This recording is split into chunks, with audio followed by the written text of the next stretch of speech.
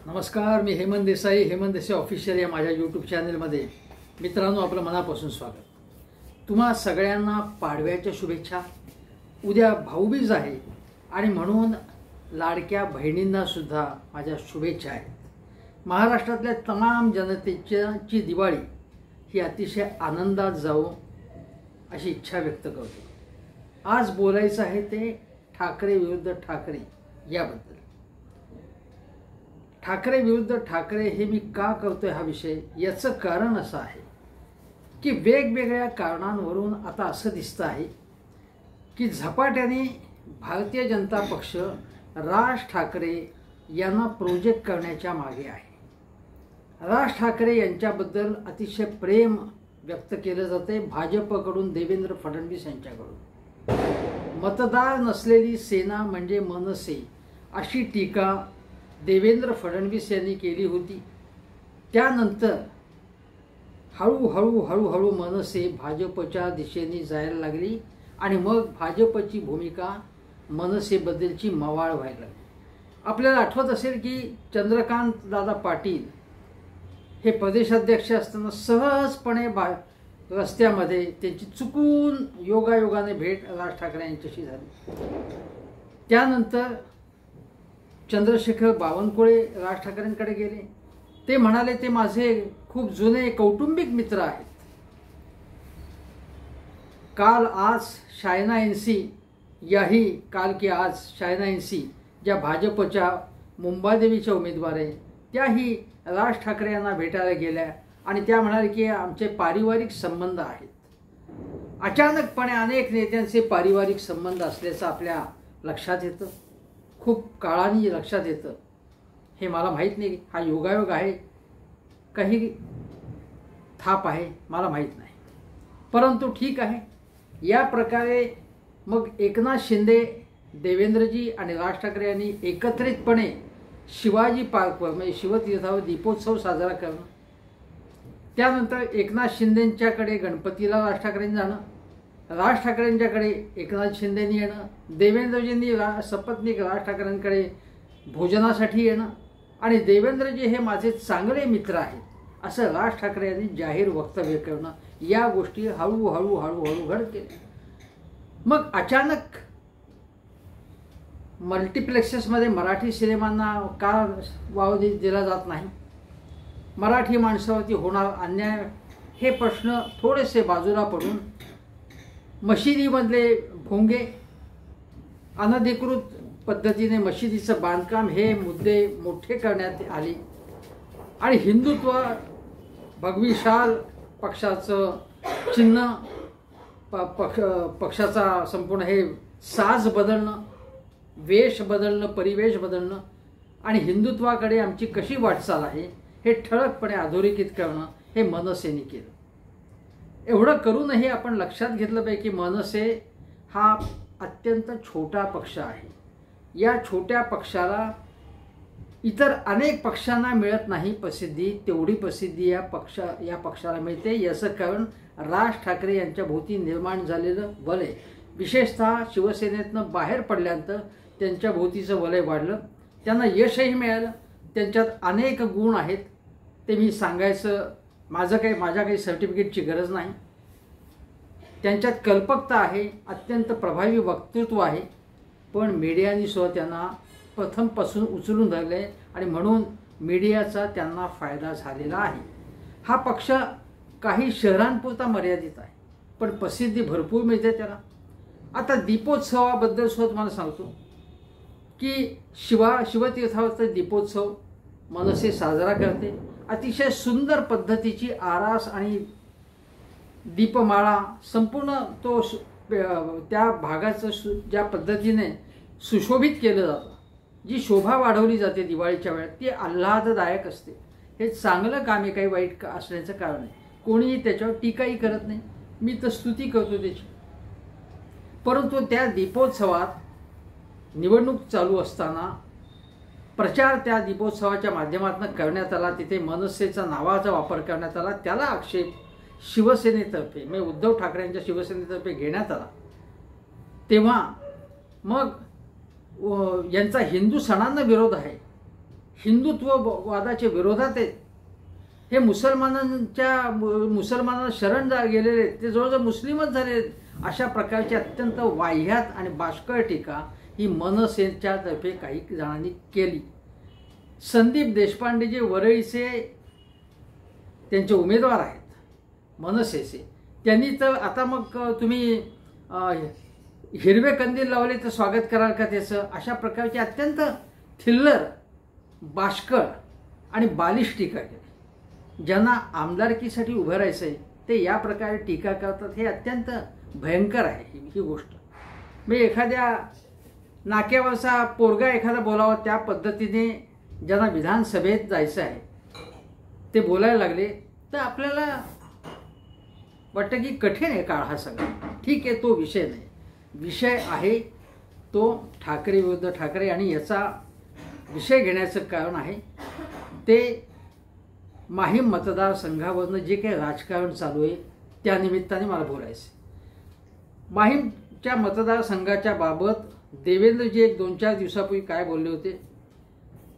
माहीम मतदारसंघातून निवडणूक लढवण्यासाठी अमित ठाकरे यांना पाठिंबा देण्याचीच भूमिका भाजप आणि मुख्यमंत्री शिंदे यांची आहे असं फडणवीस म्हणाले. स्पष्टपणे ते म्हणाले, मनसे अध्यक्ष राज ठाकरे यांनी एका जागेसाठी पाठिंबा मागितला, तो त्यांना दिला पाहिजे. अमित यांच्या विरुद्ध उमेदवार देऊ नये असं भाजप व शिंदेंचंही मत आहे असं देवेंद्रजी म्हणाले. प्रत्यक्षात काय झालं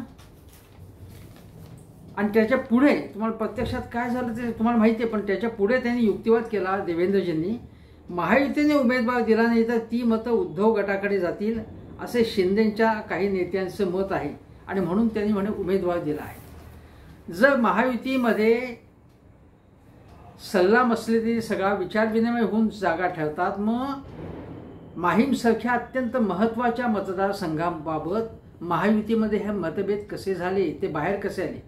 देवेंद्र फडणवीस एक म्हणतायत आणि ते म्हणतात की शिंदेंचंही मत असंच आहे की अमित ठाकरेंना पाठिंबा देण्याची भूमिका आहे. तसं नाही आहे, कारण सदा सरवणकरांना जे शिंदे सेनेचे तिथले विद्यमान आमदार आहेत त्यांना AB फॉर्म शिंदे सेनेने दिलेला होता. फडणवीस यांच्या या वक्तव्यापूर्वीच दिलेला होता. तरीसुद्धा फडणवीस म्हणाले की शिंदे यांना वाटते की अमित ठाकरे यांना पाठिंबा द्यावा. जर पाठिंबा द्यावा असं त्यांचं मत होतं, AB फॉर्म दिला कसा. मग आशिष शेलार यांनी आवाहन केलं, त्याबद्दल मी व्हिडिओ केलेला आहे की कशा पद्धतीने संपूर्ण रचना केली गेली. देवेंद्रजींनी सांगायचं की अमित ठाकरेंना आमचा पाठिंबा, इतर नेत्यांनी लगेच मनसेचा जय जयकार करायला सुरुवात करायची. हे सगळं घडलं. पण त्यानंतर एकनाथ शिंदे म्हणाले की हा प्रश्न जो आहे सदा सरवणकर यांच्या उमेदवारीचा निर्णय मी कार्यकर्त्यांच्या मनावर सोडला आहे असं ते म्हणाले. आणि ते म्हणाले की उमेदवारी उमेदवारी मागे घ्यावी त्यांनी म्हणून दडपण येत आहे, पण कार्यकर्त्यांचा दबाव आहे की ते तिथूनच उभे राहावेत सदा सरवणकर असं तिथल्या कार्यकर्त्यांचं मत आहे. आणि मग कार्यकर्त्यांनीच हा प्रश्न सोडवावा. त्यानंतर मग पुढच्या टप्प्यामध्ये मुख्यमंत्री एकनाथ शिंदेंनी वेगळंच वक्तव्य केलं, कारण त्यापूर्वी फडणवीसांनी काय वक्तव्य केलं होतं ते बघा. फडणवीस म्हणाले की मनसेला आम्ही 3-4 जागांवर मदत करू शकतो. उदाहरणार्थ शिवडीच्या जागेवर मुख्यमंत्र्यांनी मदत करण्याची भूमिका घेतली आहे. आता शिवडीला कोण आहे, मनसेचे बाळा नांदगावकर आहेत. तिथे उद्धव ठाकरे यांच्या पक्षाचे अजय चौधरी हे विद्यमान 2 टर्म निवडून आलेले लोकप्रिय उमेदवार तिथे उभे आहेत. त्यांना त्यांच्याशी टक्कर देणं सोपं नाही आणि म्हणून बाळा नांदगावकरांना भाजपचा पाठिंबा तिथे घेणं भाग आहे आणि तो देत आहेत. ते राज ठाकरे चांगले मित्र आहेत. लोकसभा निवडणुकीत त्यांनी बिनशर्त पाठिंबा दिला होता असं फडणवीस म्हणाले, पण या निवडणुकीत त्यांची वेगळी भूमिका आहे असं फडणवीस म्हणाले.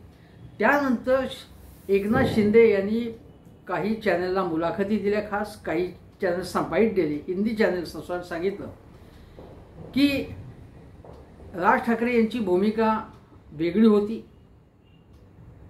असं आम्हाला वाटलं. ते महायुतीच्या जवळ आहेत असं आम्हाला वाटलं, पण त्यांनी स्वतंत्र उमेदवार परस्पर उमेदवार उभे केलेले आहेत. मग याच्यावरती आम्ही काय करू शकतो असा सवाल एकनाथ शिंदे यांनी केलेला आहे। याचा अर्थ असा आहे की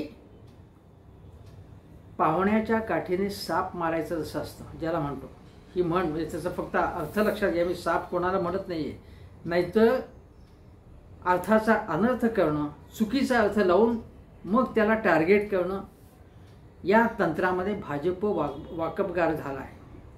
या तंत्रामध्ये भाजपच्या आशीर्वादाने, भाजपच्या मार्गदर्शनाखाली शिंदे सेना सुद्धा आणि अजितदादा सुद्धा वाकबगार झाले। त्यामुळे मला असं म्हणायचं आहे की राज ठाकरे यांचं नेतृत्व मोठं करायचं, शिंदेंचा उपयोग करून झाला आहे।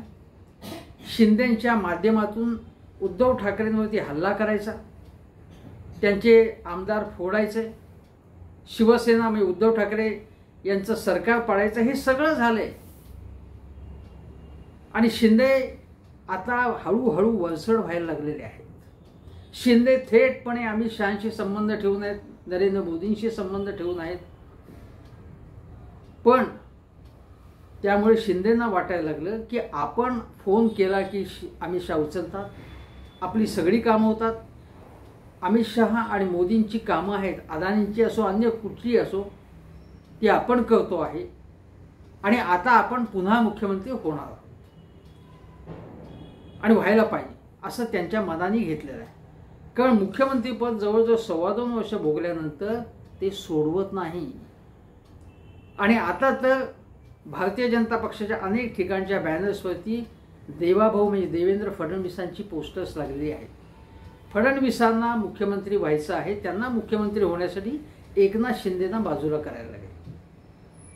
त्यामुळे एकनाथ शिंदेंच्या जागा फारशा पुरेशा आल्या पाहिजे, ज्या त्यांची मदत लागेल, पण फार त्यांच्या जागा आल्या तर ते शेफारून जातील, त्यांचं नेतृत्व उजळून निघेल, मोठं होईल।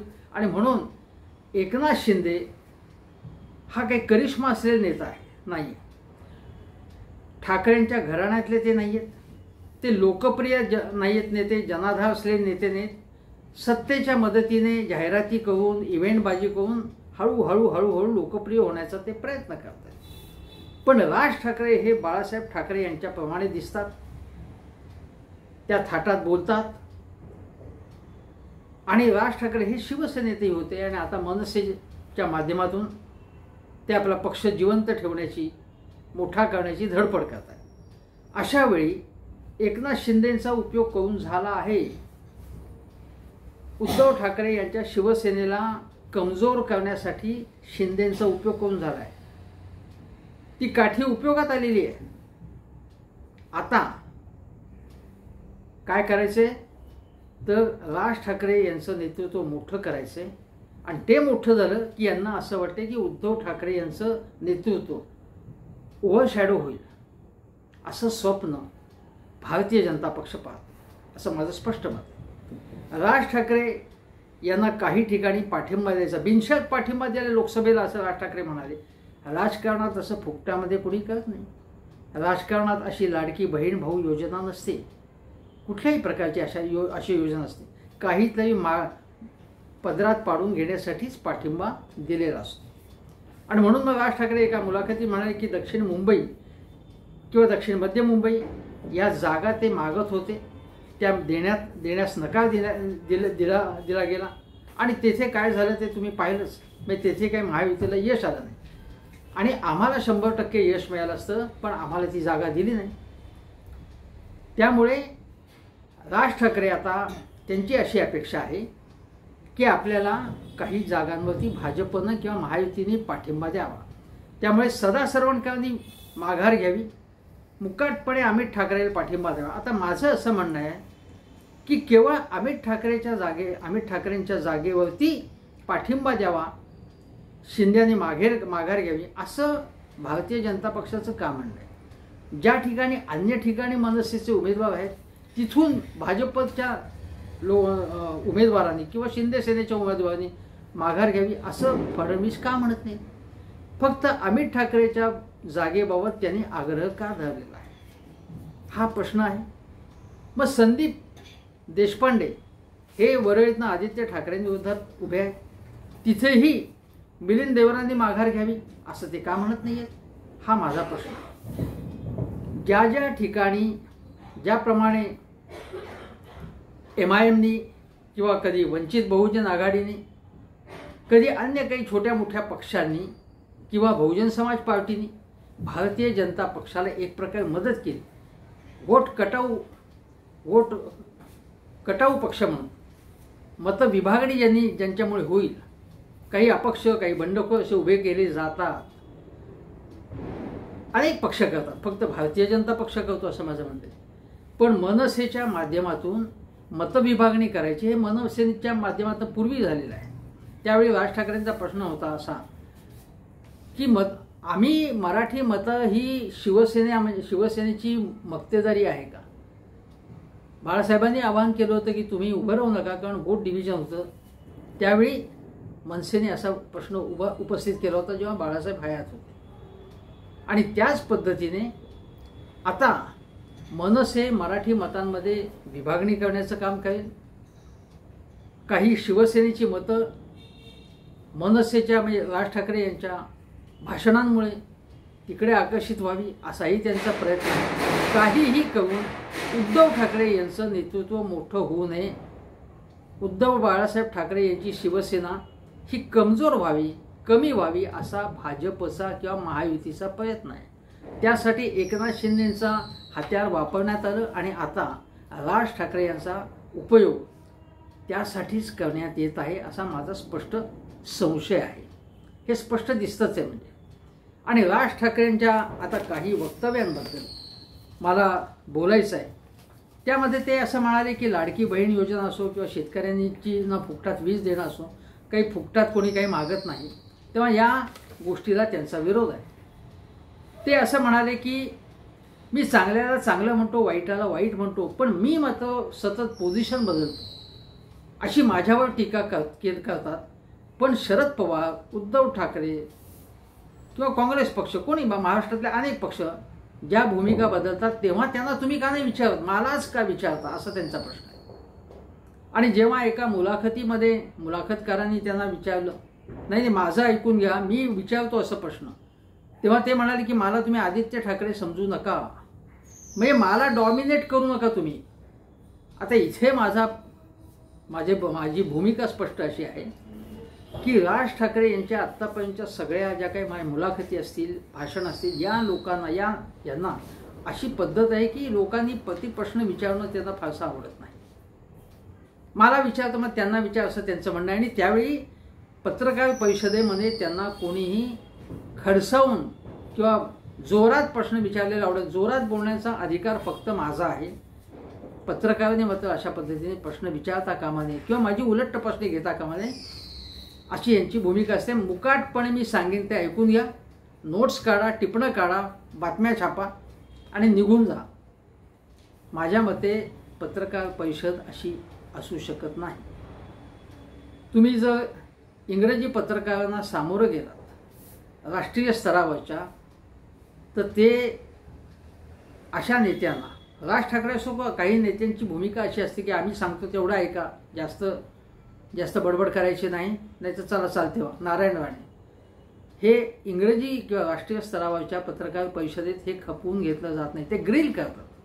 जेव्हा तुम्ही सार्वजनिक कार्यक्रमात असता किंवा सार्वजनिक जीवनात असता तेव्हा तुम्हाला प्रतिप्रश्न केले जातात आणि त्याची शांतपणे तुम्हाला उत्तर द्यावी लागतात.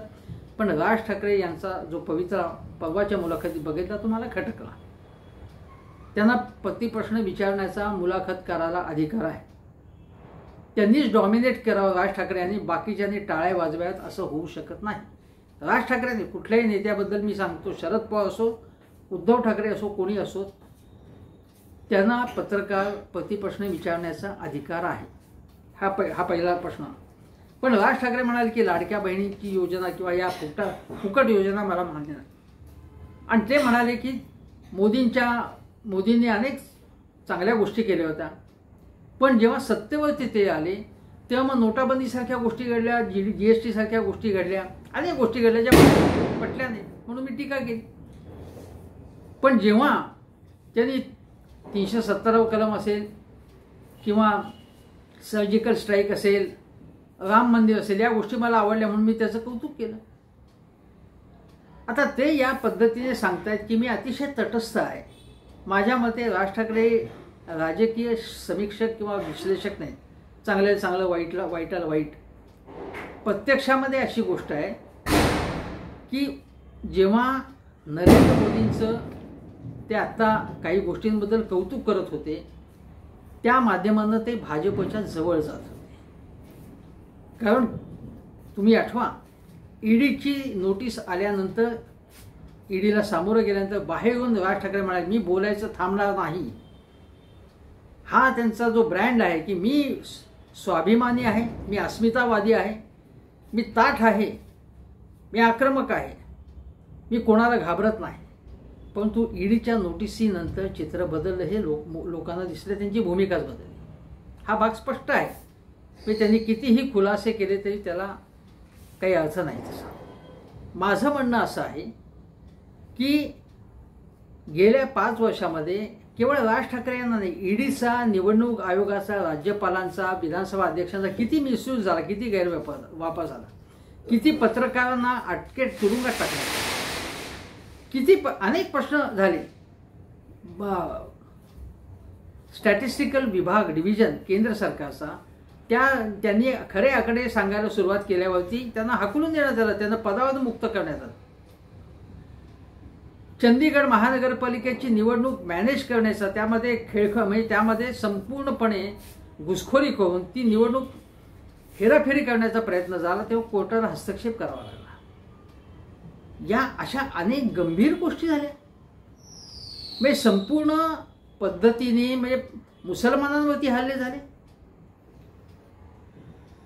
अनेक ठिकाणी जात आणि धर्माच्या मध्ये विष पेरण्यात आलं. चीनच्या घुसखोरीबद्दल खोट्या गोष्टी सांगण्यात आल्या, नाहीच झालं असं म्हणून सांगण्यात आलं. किती गोष्टी झाल्या. याबद्दल राज ठाकरे यांना काही वाटलं नाही. शेतकऱ्यांच्या हालाखी बद्दल ते कधी बोलले नाही. बेरोजगारी आकाशाला भिडली होती, त्याबद्दल त्यांना बोलावं असं वाटलं नाही. चांगल्याला चांगलं, वाईटाला वाईट किती झालं गेल्या 5 वर्षामध्ये. आणि राज ठाकरे यांनी जरी भूमिका तशी मग जेव्हा घ्यायला पाहिजे होती, सर्वसामान्य मतदारांनी ती भूमिका घेतली आणि भाजप 400 पार होऊ शकला नाही, हे लक्षात घ्या. मी तुम्हाला अजून एका गोष्टीची आठवण करतो. ज्यावेळी कर्नाटकच्या 2023च्या विधानसभा निवडणुकांमध्ये काँग्रेसचा विजय झाला, तेव्हा राहुल गांधी यांच्या भारत जोडो यात्रेला यश आलेलं आहे आणि कोणी मतदारांना गृहीत धरू नये असं राज ठाकरेच म्हणाले होते ते. पण त्यानंतर कोणीच गृहीत धरू नये आणि राहुल गांधींचं कौतुक केलं होतं त्यांनी. मग राहुल गांधींना ज्या प्रकारे लोकसभा सदस्यत्व त्यांचं रद्द करण्यात आलं, घरातनं बाहेर काढण्यात आलं, त्यांना लोकसभेमध्ये दादागिरी करण्यात आली, विरोधी पक्षांना बोलून देण्यात आलं नाही, याबद्दल राज ठाकरे यांना चकार शब्दही काढावं असं वाटलं नाही. लोकशाहीचा संकोच होत असताना आणि संविधानाचं हे फेक नॅरेटिव्ह नव्हतं, संविधानाचा अनादर करण्याची अनेक घटना झाल्या होत्या. याबद्दल राज ठाकरे यांना बोलावं असं वाटलं नाही. चांगल्याला चांगलं, वाईटाला वाईट असं नाही आहे. अनेक वाईट, एका पाठोपाठ वाईट गोष्टी घडत असताना राज ठाकरे आणि त्यांचा माणूस एक गप्प बसला. तो रस्त्यावरती आला नाही आणि तो सरकारशी जमून घेत होता, कारण त्याला भाजपशी जमून घ्यायचो. माझ्या हाती एक हाती सत्ता द्या असं म्हणाले राज ठाकरे जेव्हा म्हणाले की आम्ही सत्तेत जाणार आहोत, याचा अर्थच भाजपशी जमून घेणार होते, हे स्पष्ट होतं. आणि लोक विचारत होते तेव्हा मी काही सांगणार नाही, पत्रकार परिषद अमुक एवढ्यासाठी मी बोलवली आहे आणि आमचं काही ठरलेलं नाही असं म्हणत असताना तुमची लाईन बदलली होती, हे स्पष्ट दिसत होतं. कारण महाराष्ट्रामध्ये उद्धव ठाकरे यांना कमी करण्यासाठी म्हणून त्यांच्यावरती टीका करणं, शरद पवार जातीयवाद करतात म्हणून त्यांना सतत टार्गेट करणं, पण महाराष्ट्रातल्या सरकारवरती टीका अशी वरवरची काहीतरी करायची टीका. अरे 370 कोटी रुपये पब्लिकचा पैसा खर्च करून जाहिरातबाजी केली जाते, त्याच्याबद्दल बरं उच्चारत नाही तुम्ही. अनेक ठिकाणी लोकांना म्हणजे आता लोकांना तुम्ही निदर्शनं करून देत नाहीत. कुठे निदर्शनं असली तर वर्षा गायकवाड काँग्रेसच्या कार्यकर्त्यांना घरातच ठाणबंद करून घेतलं जातं. हे काय चाललंय? लोकशाहीचा पूर्णपणे अवकाश संपुष्टात आणला जातोय. जे नितेश राणे वाह्यातपणे वाटेल ते बोलतात. राणे म्हणतात की ते घरात घुसून मारू, त्याच्याबद्दल तुम्ही बोलत नाही. कारण राणे हे राज ठाकरेंचे दोस्त आहे. दोस्तीचं कारण उद्धव ठाकरे यांचा विरोध. छत्रपती शिवाजी महाराजांचा पुतळा कोसळणं असेल, बदलापूरसारखी घटना असेल, त्याच्यावरती ज्या आक्रमकपणे रस्त्यावरती उतरून आंदोलन करायला पाहिजे होतं ते मनसेने केलं नाही. याचं कारण मग तुम्ही जेव्हा म्हणताय चांगलं चांगलं, वाईटाला वाईट, ही भूमिका कुठे गेली? तुम्ही ज्या प्रकारे जर हे महाविकास आघाडी सरकारच्या काळात, काँग्रेस राष्ट्रवादीच्या लोकशाही आघाडी सरकारच्या काळात झालं असतं तर राज ठाकरे यांनी त्यांच्या शब्दात तांडव केलं असतं. पण आता मात्र त्यांची भूमिका सॉफ्ट झालेली आहे, हे स्पष्ट आहे. आणि म्हणून उद्धव ठाकरे यांच्या पक्षाची मतं कमी व्हावीत, महाविकास आघाडीची मतं कमी व्हावीत, आणि शिवाय उद्धव ठाकरे यांना ओव्हरशॅडो करण्याचा प्रयत्न करावा, यासाठीच भारतीय जनता पक्ष मनसेचा उपयोग करून घेते. ठाकरेंच्या विरुद्ध ठाकरे हे दुसरं नाणं वापरलं जात आहे. आता अजून एक गोष्ट सांगायची. राज ठाकरे बरोबर म्हणाले की कमावलेली निशाणी आहे म्हणजे शिवसेना, धनुष्य ही नाव आणि निशाणी चोरायला नको होती. म्हणजे अजितदादांनी असो किंवा एकनाथ शिंदेनी, राज ठाकरे बोलले ते बरोबर बोलले. पण ते ठासून काय म्हणत सांगत होते की ही निशाणी ही उद्धवची कमाई नाही, बाळासाहेबांची आहे, ही कमाई माझी आहे, असं उद्धव ठाकरे कधीच म्हणाले. मी उद्धव ठाकरेंच्या इथे बाजू मांडायला बसलो नाही आहे, पण ते कधी म्हणालेच नव्हते असं. अनेक ते एका मुलाखतीत ते असं म्हणाले की अडीच वर्षाचा जो काही स्टंट, म्हणजे स्टंट राज ठाकरेंच्या भाषेमध्ये त्यांना असंच म्हणायचं होतं की हे सगळं नाटक होतं उद्धव ठाकरेंचं, की मुख्यमंत्रीपद आम्हाला द्यायचं कबूल करून दिलं नाही. मग तुम्ही अनेक वेळा सभांमधनं मोदी सांगत होते की आमचाच मुख्यमंत्री असेल, तेव्हा तुम्ही गप्प का होता? आता मी आठवण करून देतो राज ठाकरेंना की मातोश्री बाहेरच एक आपल्या कार्यकर्त्यांना संबोधित करताना उद्धव ठाकरे यांनी स्पष्टपणे सांगितलं होतं, समसमान वाटप, पत्रकार परिषदेमध्ये समसमान वाटप असं म्हटलं जात होतं. आणि समसमान याच्यावरती जोर देऊन उद्धव ठाकरे यांनी स्पष्टपणे कार्यकर्त्यांना आपल्या सांगितलं, समसमानचा अर्थ तुम्हाला कळला, अशाचा तो व्हिडिओ आहे. म्हणजे मुख्यमंत्रीपद सुद्धा त्यामध्ये आलं असं ते अधोरेखित करत होते. आता माझ्या मते त्यावेळी लेखी सगळ्या गोष्टी झाल्या असत्या तर ते बरं झालं असतं. पण झाली असेल चूक, लेखी झाल्या नाही त्या गोष्टी, लेखी होणं आवश्यक. आणि दुसरी गोष्ट अशी की आता भारतीय जनता पक्षाशी कशा प्रकारचा तुमचा नेमका करार झालेला आहे. कारण राज ठाकरे म्हणतात मी स्वबळावरती लढणार, आणि स्वबळावरती लढणार एकीकडे म्हणायचं, मधून मधून थोडीफार टीका करायची आणि सांगायचं की सत्ता मात्र महायुतीचीच येणार, देवेंद्र फडणवीस मुख्यमंत्री होणार आहेत. अरे म्हणजे तुम्ही विरोधात आहात का तुम्ही सत्ताधाऱ्यांच्या बाजूने आहेत? काहीतरी स्पष्ट सांगा ना. याच्यामधली पारदर्शकता तुमच्या सर्वसामान्य मतदारांना का सांगत नाही तुम्ही? तुमची नेमकी भूमिका काय? यामध्ये तुम्ही पारदर्शकता ठेवली का? उद्धव ठाकरेंना तुम्ही विचारता. मग आता तुम्हाला जर प्रश्न विचारला की तुमची नेमकी भूमिका काय, आणि मग पद्धत आहे शिवसेना किंवा मनसेची, राजसाहेब जे सांगतील ती आमची भूमिका. आता एक पक्ष इतके वर्ष जेव्हा स्थापनेनंतर आता इतकी वर्ष आली, 18 वर्ष आली, इतर नेत्यांना काही अधिकार आहेत किंवा त्यांना ते काही लाईन मांडतात का? ते सगळेच म्हणतात राजसाहेब म्हणतील ती आमची, त्या पद्धतीने आम्ही चालू. अशा पद्धतीने म्हणजे शिवसेना सुद्धा बाळासाहेब ठाकरेंचा अशाच पद्धतीने चालवला जात होता. मला काही ही भूमिका मान्य नाही, पण ठीक आहे. पण कारण शेवटी लोकशाहीतला लोकशाहीमध्ये सामील झालेला एक पक्ष आहे ना, राजकीय पक्ष. अनेक पक्षांच्या ना भूमिका मांडण्याचा, आपले मतभेद व्यक्त करण्याचा तिथे अधिकार असला पाहिजे. पण तसा तो प्रत्यक्षात असत नाही. सांगताना सांगतील की कोणी भूमिका मांडू शकतं, पण प्रमुख नेते सुद्धा राजसाहेब सांगतील ती भूमिका. असं शेवटपर्यंत म्हणत होते. नेमकी भाजपबरोबर त्यांचं नातं काय आहे ते स्पष्ट झालं नाही आणि अजूनही झालेलं नाही असं माझं स्पष्ट मत आहे. आता दुसरी गोष्ट की उद्धव ठाकरे आणि राज ठाकरे यांचं समजा आपण बघितलं एकूण स्वभावात फरक. उद्धव ठाकरे शांत आहेत, समजूतदार आहेत, मवाळ आहेत. राज ठाकरे आक्रमक आहेत, आपल्याला माहिती आहे, हट्टी आहेत आपल्या भूमिकेबाबत आणि थोडेसे काय म्हणतात वात्रट आहेत लहानपणापासून, चांगल्या अर्थाने म्हणतो वात्रट. उद्धव ठाकरे एखादा काय म्हणतात आज्ञाधारक मुलगा असावा तशा प्रकारचं त्यांचं वर्तन होतं. ज्यावेळी राजकारणात आले प्रत्यक्षात 1990च्या आसपास दोघेही भाऊ आले. उद्धवजी मोठे आहेत त्यांच्यापेक्षा, पण त्याच्या अगोदर महापालिकेची 1985 सालची जी निवडणूक झाली त्यात वसंतदादा म्हणाले ना की मुंबई केंद्रशासित प्रदेश करण्याच्या शक्यता आहे, भीती आहे आणि मग शिवसेनेत चांगल्या जागा मिळाल्या. पण त्यावेळी जो चौरंग म्हणून एक ॲड एजन्सी स्थापन केली होती उद्धवजींनी मला वाटतं, आणि त्यामध्ये त्यांनी काही प्रचारात भाग घेतला होता. त्या म्हणजे ते सगळा कॅम्पेन जो केला होता तो उद्धवजींनी त्यामध्ये महत्त्वाची भूमिका निभावली होती पक्षासाठी, हे आपण लक्षात घेतलं पाहिजे. आणि त्यानंतर जर आपण बघितलं तर उद्धवजी सामनाचंही काम बघायला लागले होते. नंतर माझ्या आठवणीप्रमाणे शिशिर शिंदे पक्षामध्ये असताना त्यांच्या भागात काही नळ योजना किंवा अशा उद्घाटनाच्या वेळी उद्धवजींचं भाषण झालं होतं. राज ठाकरेंनी बेरोजगारांचा मोर्चा काढला होता, त्यांचंही भाषण झालं होतं.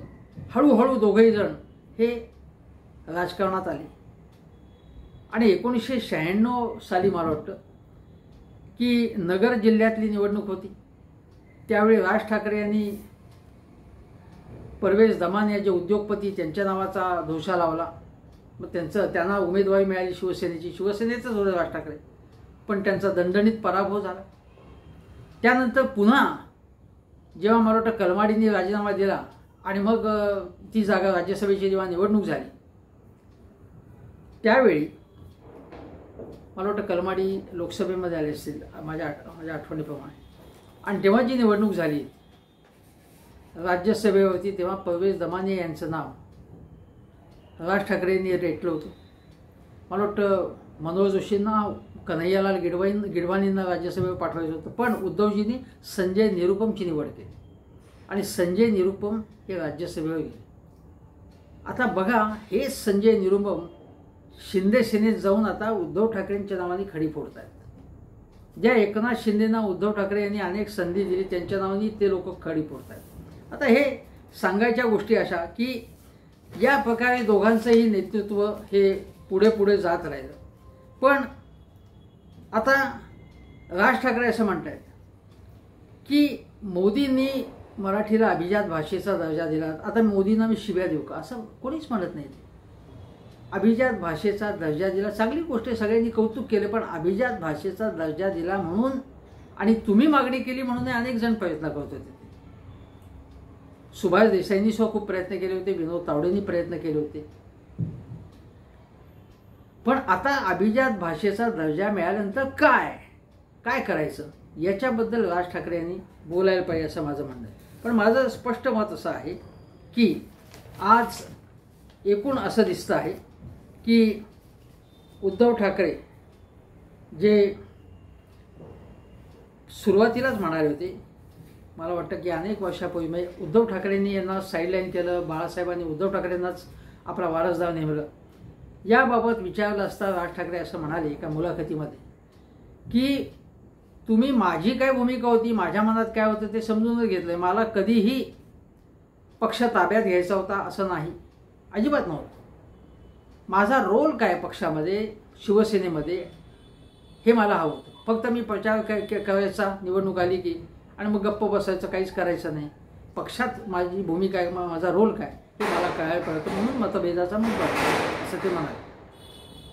आणि उद्धव ठाकरे काय म्हणत होते, उद्धव ठाकरेंनी म्हणाले की माझ्या वडिलांना मदत करण्यासाठी मी आलोय, मला सत्तेतील कसल्याही पदाची अभिलाषा नाही, मी रिमोट कंट्रोल नाही. सामनाच्या मुलाखतीतच ते उद्धव ठाकरे असं म्हणाले होते. आता दुसरी गोष्ट सांगतो तुम्हाला की राज ठाकरे ची भूमिका असेल की बाबा मला काही पदाची ॲम्बिशन नव्हती, पण त्यानंतरचं जे राजकारण त्यांचं ज्या पद्धतीने झालं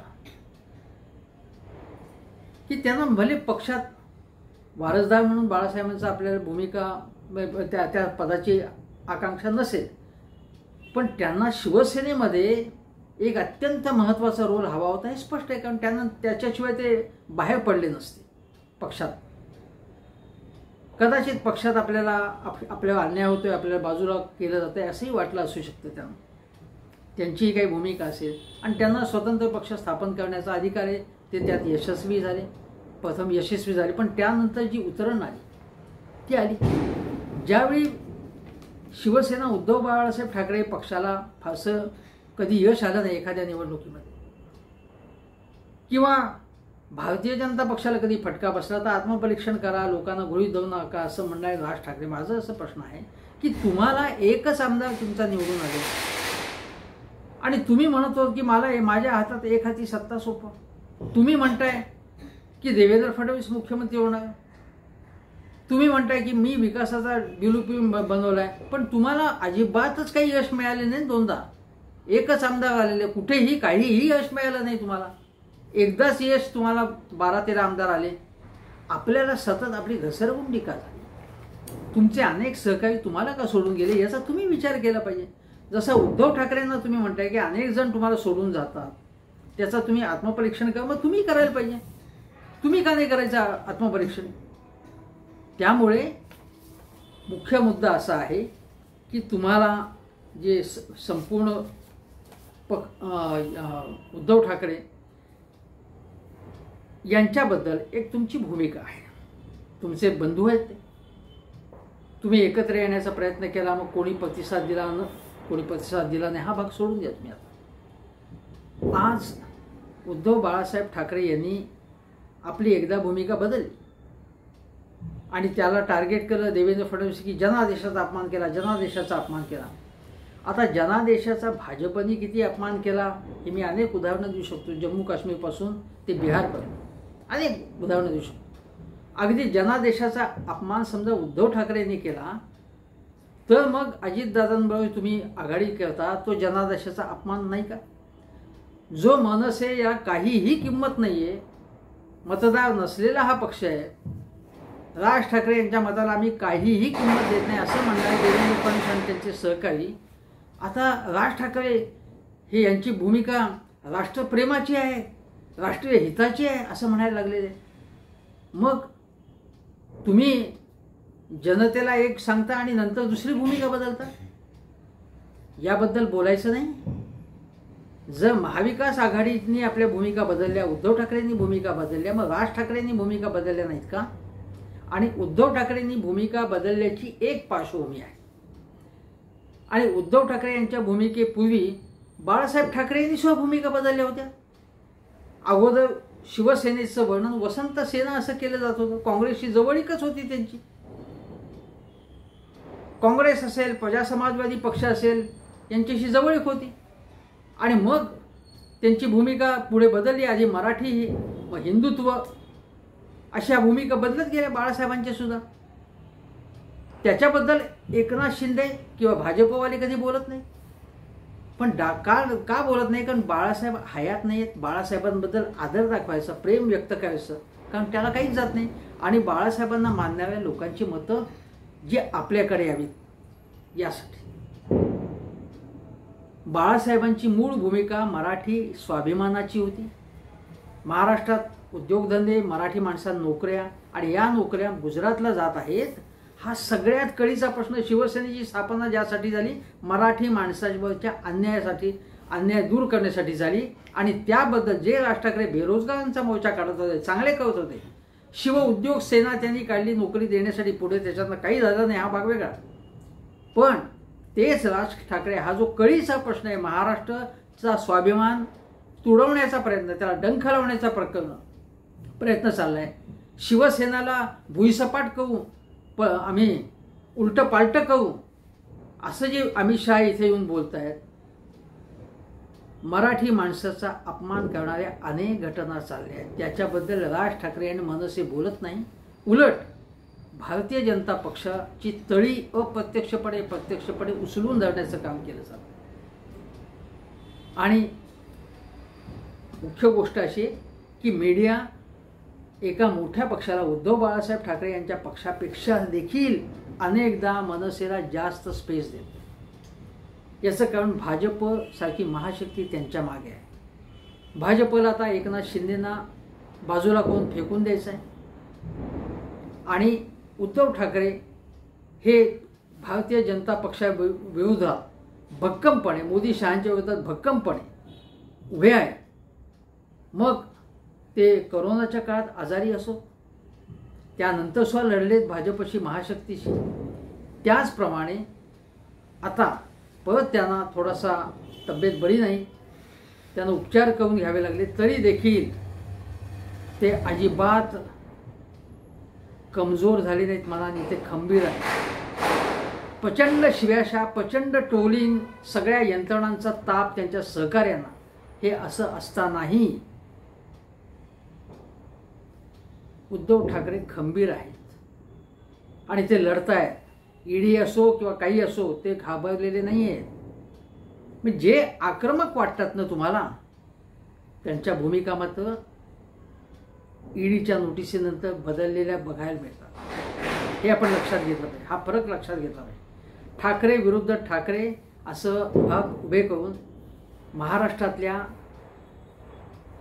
मराठी स्वाभिमानासाठी काम करणाऱ्या दोन नेत्यांमधनं भांडणं लावायची, मजा बघायची, त्यांचा उपयोग करायचा, आपल्या त्यापैकी एकाचा म्हणजे राज ठाकरे यांचा, एकनाथ शिंदेंचा उपयोग करायचा, अजितदादांचा उपयोग करून घ्यायचा आणि शरद पवार आणि उद्धव ठाकरे यांना महाराष्ट्रामधनं कमजोर करण्याचे उद्योग चालू आहेत.